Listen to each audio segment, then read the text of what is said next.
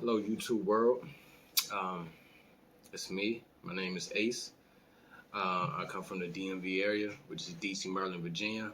Um, Only got like 10 subscribers, so you probably don't know who I am. But I have posted some previous videos the past couple months of my lock journey. They was real low key, just off the phone, and I ain't really put no effort into it. But the lock community on YouTube has, kind of made me step my game up, man. I mean, there's a lot of beautiful kings and queens out there with locks, starting locks, starter locks, locks for 5 years, just all types of different varieties, and it's beautiful to see. So I can't keep watching quality 4K HD videos and it looked like I'm recording from 95.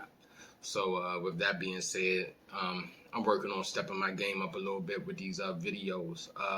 What I'll be going over today is just basic, simple stuff, because I feel like I have a lot of knowledge that some people on YouTube say they have or seem to have, but it seems like it's subjective to a certain perception or a certain need, and I'm kind of here to kind of break those barriers, right? So first thing is first, you can follow me on IG. My name is King A underscore Gift of Gab. Yeah, and that's my main following. I'm on Facebook, but I don't really feel like that's relevant. My IG, I'm a low key person, so it's not like I have 5K, 10K, 20K, 30K followers. That's just not that type of setup. That's not where I'm at. What I'll be going over today is things that I've been experienced with my locks and things I do, treatments for my locks. A little background is I started my locks, so I started interlocking my hair July 20th of 2020. Is now basically the 19th of December, so I'm 4.5 months in. I did something different 2 weeks ago, about a week and a half ago. I combined my locks, and I'll show you shortly what I mean. I did it with a crochet method. This is a 0.5 needle. This is not the point, this is the hook, so you won't really hurt yourself as much. And I interlocked, well, not interlocked, I'm sorry. From the root, I took one of the new growths of one of my locks and basically crisscrossed them from the root. So one going into the other from the root. And then once that happens, right, as you can kind of see right here, one goes into one of the other, then you have to hold them together kind of firmly, and you go in and out between both of them. They're both in, right? Well, the needle is in, and you pull it right back out. And you do that throughout the whole lock. And it's a long process. It's a patient process. It's not really that delicate, but it can be. But I'm happy with the results. I went from probably about 90 locks to about 45 locks now.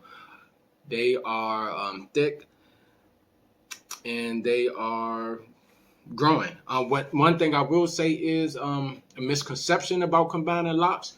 You want to start your locks, if you want to combine your locks, you want to do it at a stage where they are not fully mature, because it is very hard getting this needle through a mature lock or two locks. You want frizz, and where is frizz at the most at the stage of your lock journey is at the baby stage, the new stage, the starter stage. So you want to really do it in between 3 and 6 months, because that's where your hair is starting to form, but it isn't locked where, it's kind of hard, thick, and almost even matted.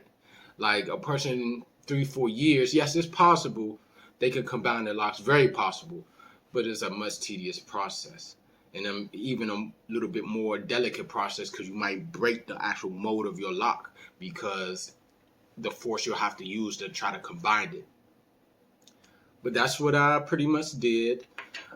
Again, I'm satisfied with the results. I'll show you my hair. It's a hat day. We all have days. I'm feeling the hat and the look. But I'm not a person, I don't believe in an ugly stage of locks. So I love my locks. They're thick. They're growing, and that's where it's at.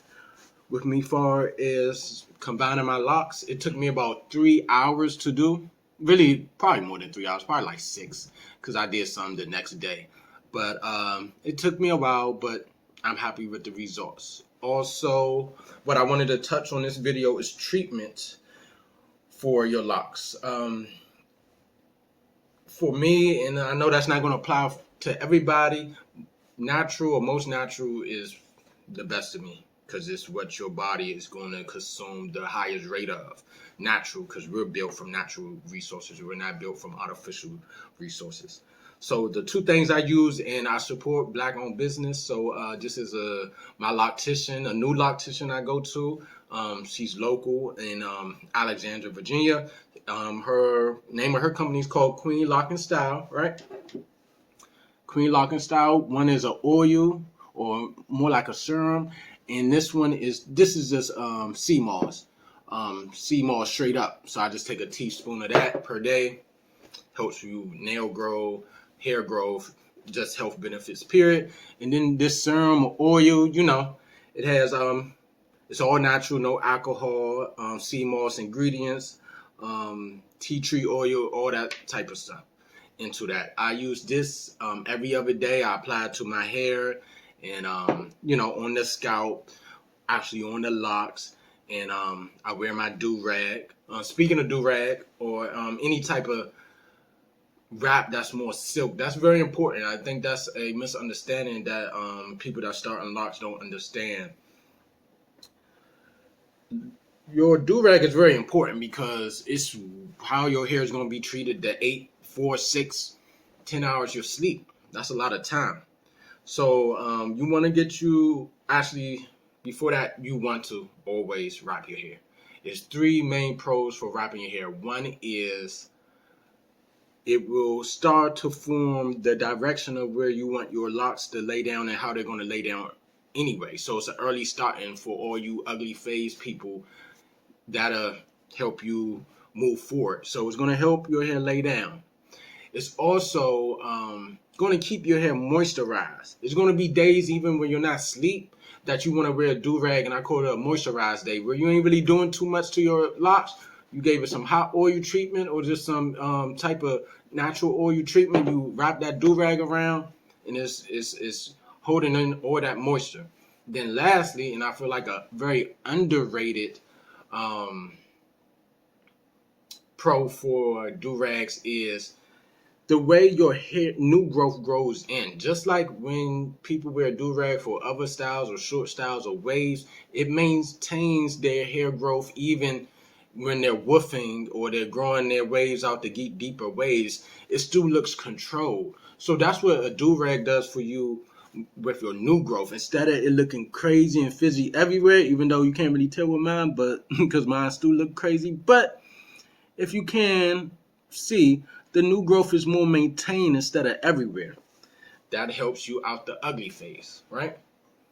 So those are important tips far as do-rag wear.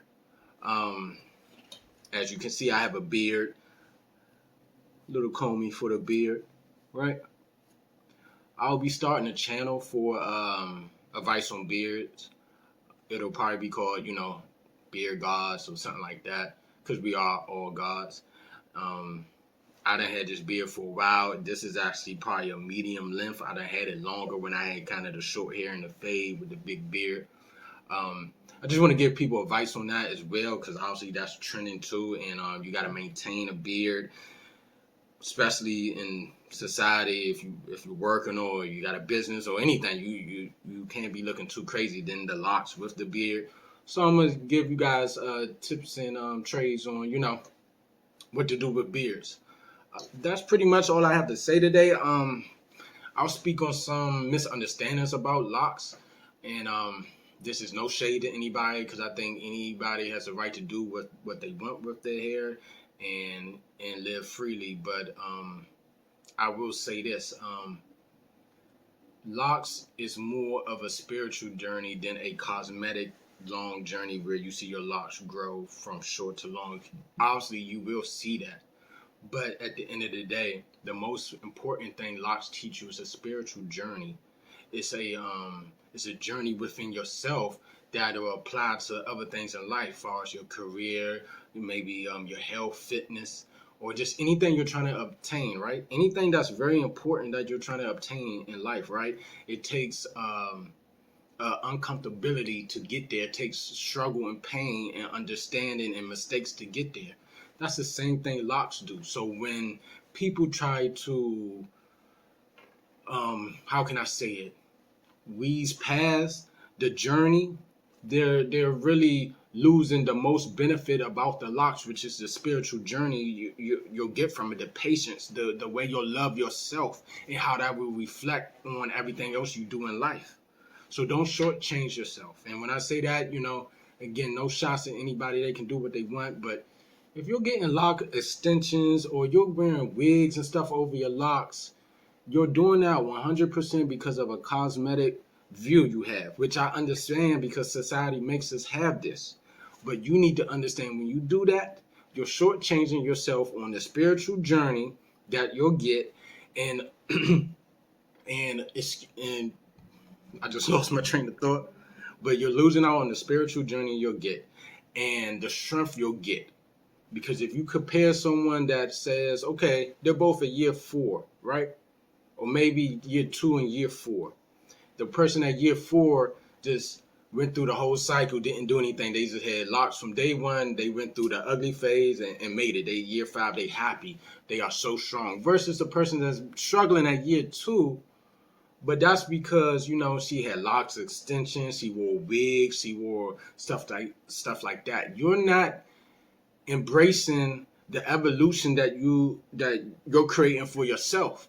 So who you think is going to appreciate their Locs more? The person that seen it grow from day 1 and just went through it and is year 5, or the person that always just wanted the Locs this long, and that's the only reason why they wanted Locs was just for this cosmetic view when your Locs are this to your chest and wore wigs in between the ugly phases. She's not embracing it, so it's not even that important to her. You erase the significance of what Locs mean when you only have a cosmetic view of it, 100%. So I just want to let people honestly know that, because the biggest thing about Locs is not the actual hair. It's the spiritual connection with the hair and what that makes you apply to your life, right?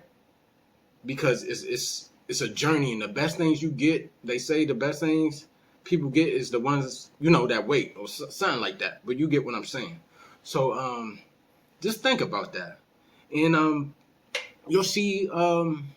No hate to anyone, but you'll see YouTubers trying to give advice on Locs, and they had Locs for 1 or 2 years, and then they cut them.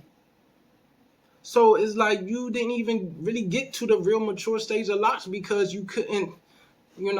Society has told you cover that up, wear a wig, get extensions just to have that look.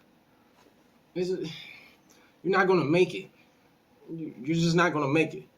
So, peace, life, and love, always. It's all love here. I want to connect to, all my Loc people on YouTube, females and, males. I don't like using that, kings and queens, right? And just connect and make a great community so we can all communicate and understand.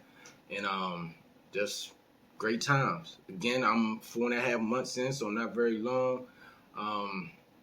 But I should have never cut my hair 10 years ago. It won't happen again, but everything happens for a reason, and I'm ready this time. So, again, peace, life, and love. I'll see you guys probably around the end of January. I'll probably get a retwist, and I'll probably post a video either post or after, pre-retwist or post-retwist, either way. I'll post something.